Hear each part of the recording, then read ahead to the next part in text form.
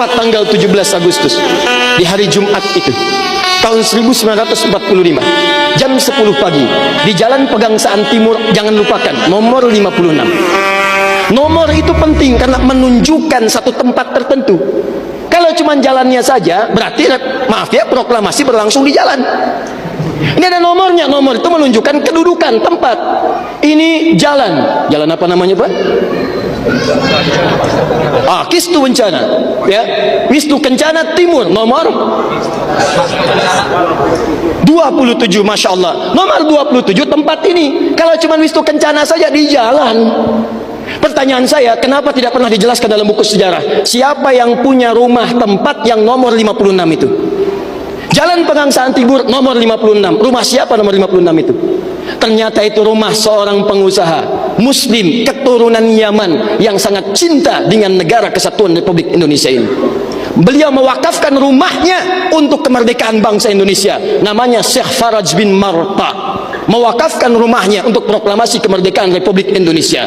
Insinyur Soekarno datang ke situ dalam keadaan masih lemas, ada kemudian penyakit dalam tubuhnya, maka diberikan oleh beliau madu Yaman di malam harinya.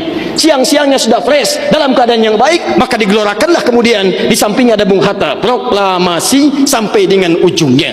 Teman-teman, proklamasi 17 Agustus tahun 1945 itu memiliki saham yang kuat dari pertemuan-pertemuan dan perjuangan para ulama.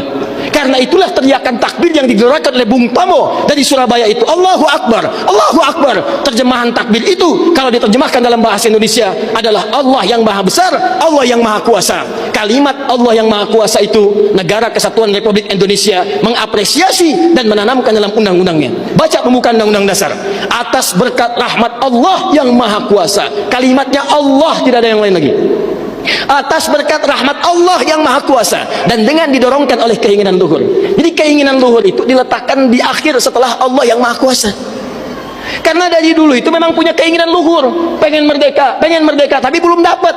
Siapa kemudian yang mempercepat keinginan luhur itu? Allah yang maha kuasa. Atas berkat rahmat Allah yang maha kuasa dan dengan didorongkan oleh keinginan luhur, maka rakyat Indonesia menyatakan dengan ini kemerdekaannya. Dari situ kemudian jadikan sebagai sila dari 5 dasar sila ketuhanan itu. Ketuhanan yang Maha Esa, sila yang pertama. Siapa ketuhanan yang Maha Esa itu? Dalam pengertian kita, Esa artinya Ahad. Qul huwallahu ahad. Ditafsirkan kemudian dengan perlindungan dari negara, pasal 29 ayat 1 untuk dasar negaranya. Negara berdasar atas ketuhanan yang Maha Esa.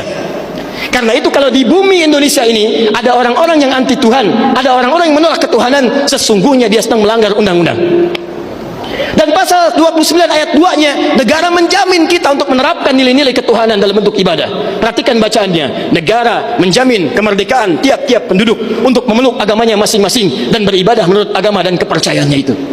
Bagi kita pengajian adalah ibadah, salat adalah ibadah, zakat adalah ibadah, taklim seperti ini adalah ibadah. Jadi taklim pun dilindungi oleh undang-undang, taklim pun didukung oleh negara, dan kalimat takbir pun itu adalah kalimat takbir yang tertuliskan dalam undang-undang dasar kita.